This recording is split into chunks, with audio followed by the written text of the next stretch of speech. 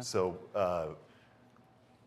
there's a great line from C.S. Lewis about the evil of newspapers. And he says, the rapid diffusion of news brings all the sorrows of the world to your front porch every morning.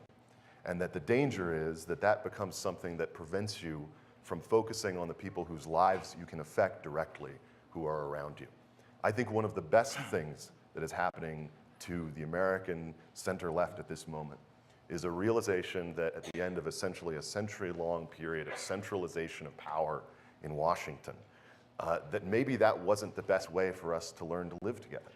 And that in reality, getting back to localism, getting back to neighborhood, getting back to governing each other at the local level is something that it can be very virtuous and allow us to live in ways that are very different and allow the different aspects of American life to become more central for us, to allow places to be in this way. Now, as a small government libertarian, I very much want to live in an America where people are free to worship their God, to raise their kids, to grow their pot, to buy their guns, to sell their raw milk, to hoard their gold, and to basically get together with all the other people they want to freely associate with and decide how much gambling, hookers, blow, and bike lanes you want in your neighborhood.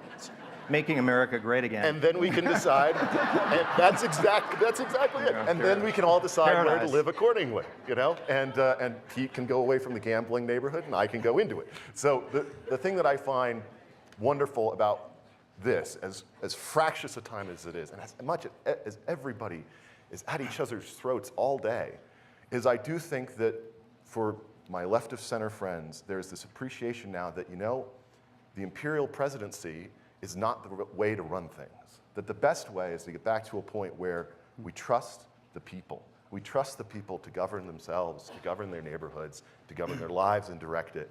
And we trust, you know, frankly, the people who I've met here, who come from so many different communities, who have so many different priorities for the things that they want to change in their neighborhoods and their towns. Let's get back to that. That makes sense.